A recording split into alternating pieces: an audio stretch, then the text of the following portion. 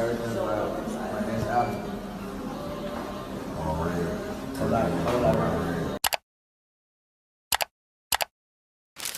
You know, making an album is a little bit like having a baby. You gotta be there for it, nurture it, hold its hand through the development process, all to make sure that it doesn't wind up becoming a piece of shit.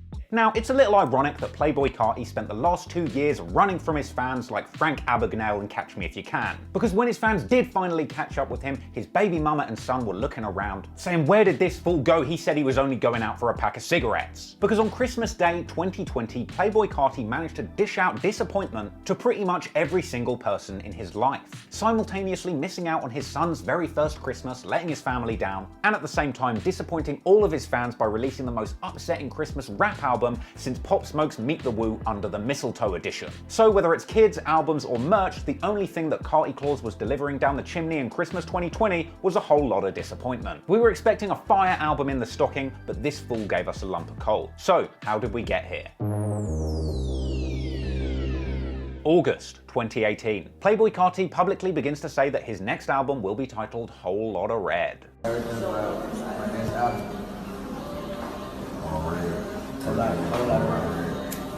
And let's not forget, this point was peak Carti. He was fresh off the release of his second major project, Die Lit, which had released in May 2018, a project which was a resounding success, peaking at number 3 on the Billboard 200, a moment that was the culmination of a successful 1-2 punch of huge songs only the year before, with his first breakout single Magnolia going 29 on the Billboard charts, and his iconic collaboration with Lil Uzi Vert, Woke Up Like This, going number 76. These were from his self-titled mixtape Playboi Carti, which itself hit 12 on Billboard, with all of these W's building energy and mystique around Playboi Carti, quickly turning him into the most buzzing figure in hip-hop since Stitches snorted a whole 8-ball on stage. By the time Carti announced A Whole Lotta Red, he'd been a XXL freshman, he'd walked the runway for Louis Vuitton, and if this outfit's anything to go by, he's about to get launched into space by Elon Musk to see if there's any lean on Mars. Yes, by 2018, Playboi Carti was truly on fire. He could do no wrong, he was hip-hop royalty, and it seemed at this point Whole Lotta Red was just going to be another W in a long line of wins for your boy Carti. So, Carti fans leaned into his fandom, awaiting another classic. But of course, as I said at the start of this video, albums are like children, they take time to develop. So let's give Carti a little bit of space to develop this thing. Let's say 3 months. Oh, and there he is in November 2018, teasing the album in Seattle. Okay, I guess he must have got some work done, but maybe the album's not ready yet. Let's give him some more time, say 4 months. And so, 8 months on from originally announcing the project, we get an announcement. It's not Whole Lotta Red, but it's something. It's a leak of a song by Young Nudie, Pierre Bourne, and Playboi Carti, with the dreadful official title of Pissy Pamper, but fans give it the more palatable title of Kid Cudi based on the lyrics. Now, the track Pissy Pamper itself was absolute fire. We know it's absolute fire because before it even got an official release, the leaked song was uploaded by somebody to Spotify, which quickly went #1 in their viral charts, despite the fact that Carti and his team did not ever officially upload it. The track Pissy Pamper was notable for what is now known as the baby voice. This quickly became an iconic trope for Carti, with fans desperate to hear more of this whining yet unique technique. Now, unfortunately, the track Pissy Pamper never got an official release due to Pierre Bourne being unable to clear the sample that was used in the track. But that didn't matter, because at this point, Carti's new baby voice was fully established and fans begun to expect to hear much more of it on the incoming Whole Lotta Red. Yet, still no release. Jump forward to June, now 10 months on from the original announcement. And when Fader magazine asked Playboi Carti when Whole Lotta Red would be finished, he shrugged, saying that he could be done anytime he wanted to, but what he really wants to do is top shit, go over and above anything that he's done before, which at the time sounded great, setting the expectations even higher. But now, having listened to Whole Lotta Red, ha! Anyway, jump forward to July of 2019, 11 whole months since the album was announced. And Carti is on stage in Milwaukee telling fans that the album will be released in a matter of days. I'm trying to drop my shit in the next 60 days. I ain't gonna lie. I feel like we working too hard on this moment. So I'm gonna do this shit, no features, just all me. A week after this, Carti's girlfriend, female rap royalty, and quite simply a smoking hot babe, Iggy Azalea, got out there telling people publicly that Whole Lotta Red is better than anything they've ever heard. But she refuses to say when it's going to release. So the fans hold tight, and they wait, and they wait, and they wait, and they wait, and they wait. But then, eventually, fuck all. Yes, in exchange for their undying loyalty and rabid support, Playboi Carti's fans were treated with a whole lot of nothing. Days turned to weeks, weeks turned to months, and we got nothing but radio silence from Playboi Carti. At a certain point, he became the mumble rap J Electronica, simply a punchline for jokes about rappers who say they're gonna drop but never do. By October, Carti is at it once again, jumping on Instagram and lying to the fans, telling them that the project is incoming once again, and leaving them waiting at the Spotify new release pages drenched in disappointment, like his own son waiting for him to pull into the driveway on Christmas Day. So 5 months after that, March 2020, nearly 20 months from the announcement of the album, the fan sentiment begins to shift. Fans have gone from anticipation to disappointment to outright irritation with Carti. And as the coronavirus lockdown begins the world over, Carti fans start getting on his ass in the Instagram comments, saying that it's his duty to drop some content to help them get through quarantine. And well, the very least that Carti could do for his fans was drop baffling replies such as this one, saying, "I never left. Hey, stay with me. Oh, you're the world, and I know it. I love you. Everyone in my universe, love her." I don't know, that's me trying to do the baby voice. But in Carti's defense, a month later, after a long ass wait, he finally drops one song called At Me, or At Me. Now, the baby voice killer was back. But for me and many others, this track truly lived up to its name by being painfully meh. Rolling Stone called it a Fisher-Price Fruity Loops jamboree performed by a PlayStation 4. The YouTube comments said that at this point the beat was rapping over Carti, but for me I would call it simply a man stepping into the booth unable to carry the weight of the expectations on his shoulders, leading him to completely crumble and revert to a blubbering toddler. PC Pampers, I wouldn't be surprised if Carti shat his little huggies while recording this like the baby, because it sure smelt like it. Anyway, despite my opinions, this song debuted at 35 on the Billboard chart. But then again, the fact that At Me didn't even make the cut for Whole Lotta Red really says something about how bad that song was. Just imagine that, Playboi Carti listened to At Me and thought to himself, you know what, this song is so bad, it's not even good enough to sit alongside this 24-track collection of stinkers. But regardless of what I thought of it, even though it might not for his own son, Christmas had come early in April for Carti fans. Because that same month, Carti fans also got a taste of his long-awaited collaboration with Drake, appearing on his Dark Lane demo tapes on the song Pain 1993. A song I assume is named after the pain that Drake feels when he realizes that the girl in his bed was born in 93 and not 03. And once again, despite being painfully mid, this track ended up landing at number 7 on the Billboard charts, becoming Carti's first top 10 hit. And to be fair, this track was a very good performance from Drake, and it's not a bad song. I just gotta get that in there because one of my New Year's resolutions is to be nicer to Drake. But anyway, after Pain 93 had dropped, while it had landed on the Billboard charts, it didn't really lead to the buzz amongst the fans that Carti was maybe hoping for. So at this point, Carti went silent on his supporters once again. And it would take a full 5 months to pass by before we finally heard some news, not even from Carti himself, once again his fine-ass girlfriend Iggy Azalea coming out to say that Carti has indeed been working on the project. Your boyfriend loves me, thank you. I'm not ignoring the Carti comments, it's just I already said he's not here, he's at the studio, and I can't tell you when Whole Lotta Red is dropping. That's a secret, you know, I could never tell his secrets. Bear in mind, at this point in the story, we are now 25 months on from when he first announced Whole Lotta Red. Thing is, there was one thing that Playboi Carti maybe wasn't banking on when it came to leaving his fans disappointed for so long. Because little did Carti know, lurking in the shadows, amongst all of the rabid fanboys who had been burned by Carti breaking promise after promise, there was a man, a hero, a troll, a big fat clout chaser who would stop at nothing to hear Whole Lotta Red, and ultimately picking up a whole lot of clout for himself in the process. I'm talking, unfortunately, about Mario Judah. Fast food industry plant, the original Daddy Wideneck, and the rapper that's least likely to eat a whole lot of vegetables, Mario Judah, decided in 2020 to chase an ungodly amount of clout off of the back of Playboi Carti's album Delay. Bro, okay? It's been 2 years, bro. Playboi Carti, bro, okay? And we still ain't got Whole Lotta Red, bro. If you don't drop Whole Lotta Red, bro, I'm gonna drop it for you, bro. I'm gonna make Whole Lotta Red for you, since you won't make it and drop it for you. If you don't drop Whole Lotta Red by next Sunday, I'm dropping it for you, bro. 1 week later. Yo, Playboi Carti! Today is December 6th, and you have still not dropped Whole Lotta Red. I warned you time after time after time. You have until 6 p.m. today to still drop Whole Lotta Red. It is now 4:30 Eastern time.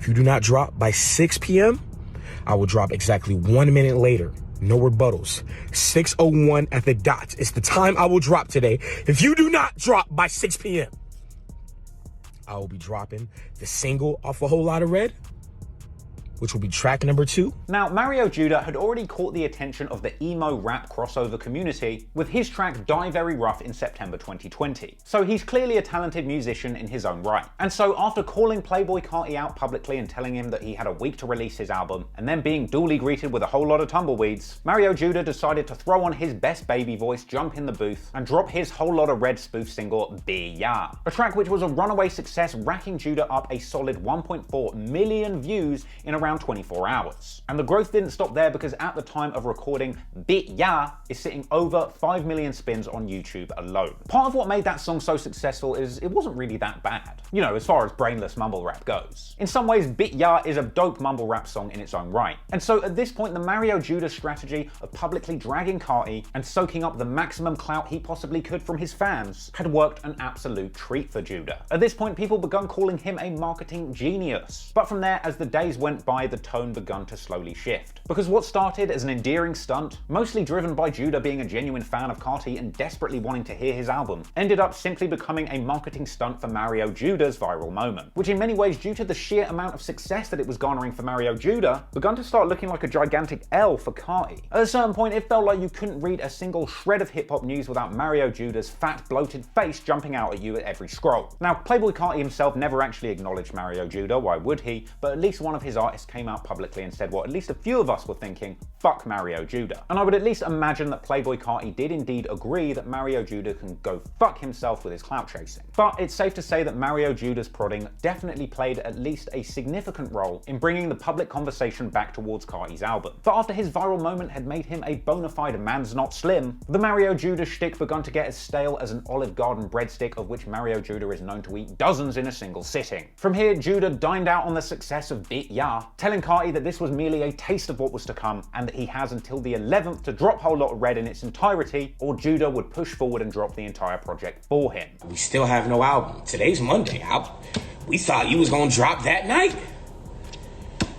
And there still is no album! By letting me drop that song, you let us down. I swear I didn't want to do this, bro. Because that was only the single, brother. There's still an album left. And I hope I don't have to release it. I was told that you're supposed to be releasing December 11th. Is that right?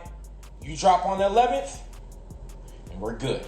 If you don't drop on the 11th, which is this Friday, I will release the rest of Whole Lot of Red!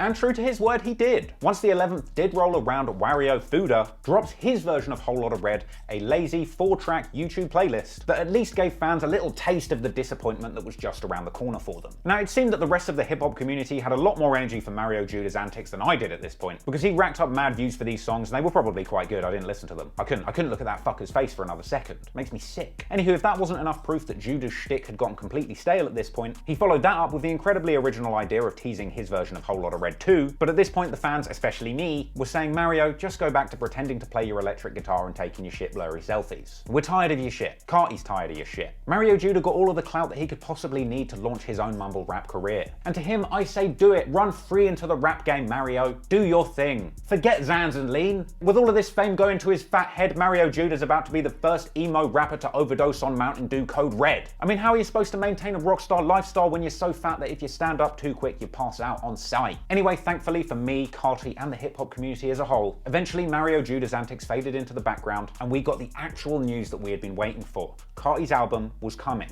and this time it was real. There would no longer be a need for the dollar store full-fat version that Mario Judah was offering, because Carti was about to bless fans with the original article. He'd already posted a bunch of pretentious-looking pictures of a messy studio on Instagram saying album turned in, and he even bizarrely said on Twitter that the tape is out of his body, as if he just shat out a 24-track tapeworm. Then we eventually got a taste of the cover art, an incredibly uninspired bit of plagiarism from the cover of Slash magazine. I bet even Virgil Abloh looked at that cover and said, shit, I bet even I could have come up with something more original. After that, former bass basement-dwelling and current mansion-dwelling hip-hop commentator DJ Academics came out to say that he had got his hands on the release date, announcing that he had sold his soul for the information that Kanye West was executive producing the project and that it would be dropping on Christmas Day. Carti confirmed the rumor on Twitter, and soon after that, a bunch of very shit Pyru blood-looking graffiti begun popping up around LA promoting Whole Lotta Red. And then, finally, Christmas came. Ross, what are you doing? I'm just checking out that new Playboi Carti album. It's trash. And yes, people, the album was big old trash. I don't care what anyone has to say. It was flaming hot garbage. It was warm dookie. This thing was trash. Song after song of barely comprehensible, inconsidered chanting of flat, boring catchphrases over and over again. Half-cooked beats, quarter-cooked ideas, and a performance akin to buying an 8-ball of coke and getting given nothing but benzocaine. I mean, let's just take a look at some of these lyrics. Never too much, never too much, yeah, never too much, never too much, never too much, never too much, what, never too much, what, never too much, what, I got some racks, yeah, what, I got some bags, yeah, bitch, I got some racks, yeah, bitch, I got some bags, fucking hell, it's bad. Right, that's garbage. Next track, what, yeah, what, go to the moon. Go to the moon. What? Go to the moon. Slap. This album's a problem. Jump out the house. Jump out the house. Jump out the house. Jump out. He said, do you know how many times he says that? He says that 15 times in a row. Jump out the house. 15 times. At a certain point, it stops being a shit album and it becomes a personal insult towards me and my intelligence. Honestly, the album just sounds like it was recorded in 5 minutes flat, and I genuinely could have done a better job myself. Look, before you say, oh come on Trap Lord Ross, that's what Carti was always like. He was always this repetitive, mumble rap, keeping the concept simple kind of guy. No, he wasn't. Sure, the track Magnolia is kind of repetitive, but it was a song, damn it. It painted a picture. It was interesting. Carti had something interesting to say, beyond simply the first 5-word sentence that came into his head that he just repeats over and over again. I mean, jump out the house? Really? At least Magnolia painted an interesting picture of having fun on the corner of a block in New York, hiding some dope in your sock and busting the Millie Rock. The shit was fun. Back then, Carti actually had something to say and the music was a genuine vibe. Whole Lotta Red genuinely just sounds like a freshman music major trying to make a spoof Playboi Carti album for a joke. Fans were disappointed that he had ditched his much anticipated baby voice, opting for a more aggressive performance style for this project, which was ultimately ass. Unsurprising whether it's styles or his own baby, Carti is getting very good at ditching things at this point. The album was allegedly executive produced by Kanye West, which is actually shocking, because the album really sounds like it was executive produced by a pack of rabid dogs. It was just hot garbage. I'm not going to go too much more into that because I'm not actually a music reviewer. And there's a bunch of other dope music reviewers out there who have already torn this project a new asshole in a much more articulate way than I ever will. But even with his trash album dropped and Christmas duly ruined for his fans, the story wasn't over yet, no, not by a long shot. Because after all of that heartache, all of that drama, it would turn out that what was actually worse than the album itself was what Carti had sacrificed to make it happen. Despite being 7 years older than Carti and apparently $3 million poorer, Iggy Azalea and Playboi Carti were a match made in heaven. After meeting overseas and hitting it off, they apparently started dating and made it official in September of 2018. This came a little while after Iggy Azalea had gotten out of a high-profile but tumultuous relationship with NBA player Nick Young, also known as Swaggy P. They'd been together and engaged for a 15-month period before splitting, with Nick Young completely blowing it with this queen by being a total scumbag and getting his ex-girlfriend pregnant. Along with that, a video had also leaked seemingly depicting Nick Young admitting that he had cheated on Iggy. Not a good look. Then again, what do you expect dating a guy named Swaggy P? I don't know, maybe in future you should go for a guy with a bit more of a distinguished name like Trap Lord Ross. But putting Swaggy P firmly in the past, once she met Carti, they had hit it off and fell deep into a behind-the-scenes romance that was raring throughout 2019 and 20. Iggy famously bought Playboi Carti a black Lamborghini Huracan for Christmas. Merry Christmas!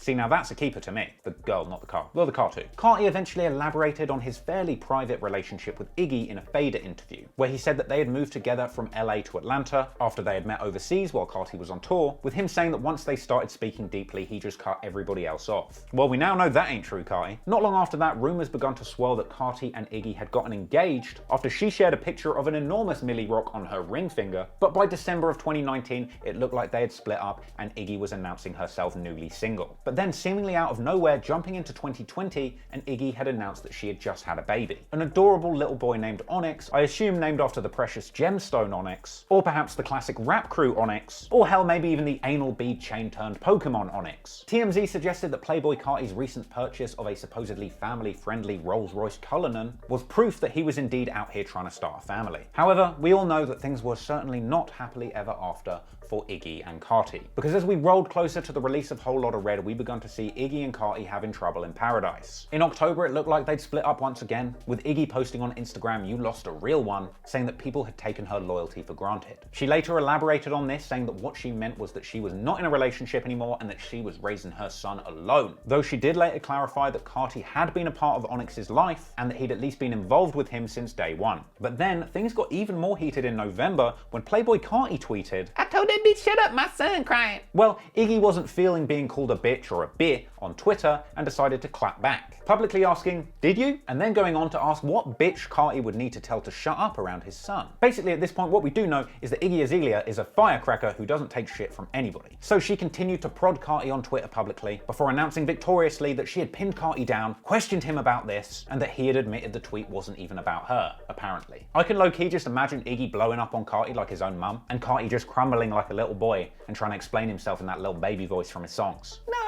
Iggy, that tweet wasn't about you, yeah!" Anywho, at this point, the waters between Carti and Iggy were already muddied, and going into Christmas, following the Christmas Day release of Whole Lotta Red, Iggy jumped on Twitter with the knives out, publicly asking Carti why he was dropping whole lot of trash albums instead of spending whole lot of time with his son on his first Christmas in the world. Iggy says, "Too bad you got an album out, but you can't even come have Christmas with your own son. Imagine not flying out with your family on Christmas, but you have the girl you cheated on me for my entire pregnancy with at your album party, and then magically me and my son can't come for Christmas anymore. You are trash. This man had a whole family vacation planned 48 hours ago. I hope this message gets to you, girl." She accuses his side chick of hiding in the closet from her housekeeper, and then tells the world that Playboi Carti was apparently outside her house, telling Iggy he loves her and begging for them to make up, which is frankly explosive. Ah, the irony of a man who made a song called Pissy Pampers running out on his family before he changed a single diaper. I mean, people say I'm a culture vulture, but Carti based his whole style on a baby voice and he can't even look after his own baby. Anywho, at this point, the tea is duly spilled on Twitter. Female fans are pointing the finger at Carti, and Iggy Azalea is leaning in ready to put the boot in further, coming out to drop even more shade on Carti and his side chick, saying in a since deleted tweet that her son's nanny has seen Carti's side chick, accusing Carti of giving his side chick his and Iggy's dog to look after, and suggesting that he was FaceTiming his side piece when he was supposed to be with his son. And then Iggy drops her bombshell statement,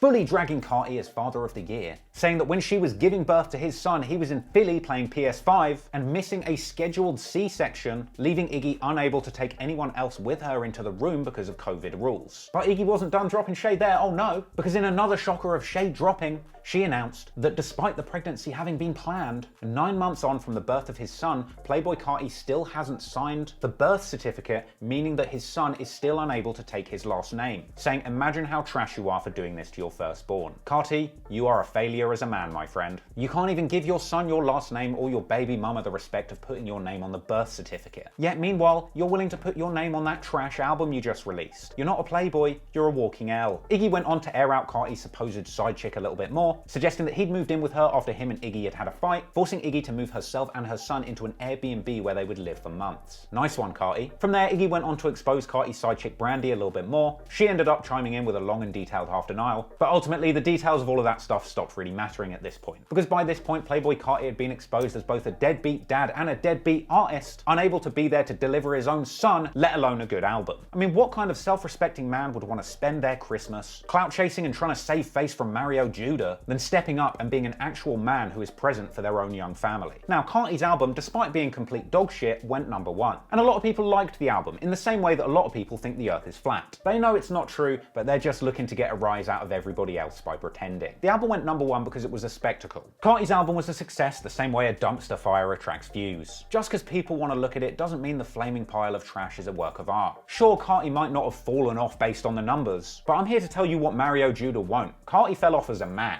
And I know that since all this went down, Carti has tried to save face by posting guilt pics with his son, essentially just using him as an object of clout to try and undo some of the damage that he'd done by being a failure of a man in public. This, in my opinion, was far too little too late. The fact is, it took the entire internet pressuring this fool to spend time with his own kid. Just like it took Mario Judah and the whole internet clowning him to get him to drop his own album. Carti used to be a trendsetter, but now he's just an absentee father who makes whack music and gets bullied into doing whatever the internet wants him to. This is the man who bagged Iggy Azalea, one of the finest queens that the game has to offer, and then blew it all because some fat dork with red hair was pressuring him to release an album on Christmas. So with that in mind, I'd like to end this video with a little offer. Since Mario Judah offered to record and release Whole Lot of Red for Playboi Carti because he couldn't, I'd like to extend my offer to wife up Iggy Azalea and be the father for Onyx that he never had. Because this clown, this failure of a man, this whole lot of disappointment dishing out motherfucker is clearly incapable of handling Iggy's fine ass, just like he's incapable of handling himself in the studio. So Iggy, if you're watching this, maybe it's time to swap in the cheating rappers and ball players and get yourself a distinguished English gentleman. For real, hit my line, Iggy, I'll treat you right. Just imagine me, you and Onyx Christmas morning, opening presents, no studio, no Twitter. You just say the word, Iggy, and I'm on the next flight to Sydney. Just imagine us, long walk on the beach. Onyx can come too. And I know how much you love eating hot cross buns. Just imagine me and you Christmas morning buttering up hot cross buns while I clap them buns. Hell, I'm even a genuine fan of your music. Fancy is my jam. And don't think I won't stick up for you, Iggy. T.I. can suck a fat dick. You tell him Trap Law said that. Anywho, the invitation's there. Iggy, jump in my DMs. You got 7 days. I'm Trap Law Ross. Playboi Carti is a bitch. And I'm out. Peace. Thanks for watching that video, and thank you so much for supporting me this year. Whether you're a subscriber, a casual viewer, a supporter on Patreon, or just any one of the people who I've had an interaction with on any of my social media platforms this year, you are the best. I just have the best supporters in the world, and I can't thank you enough. I'm so gassed to go into 2021. I've got some exciting things to show you, but until then, guys, peace out and thank you.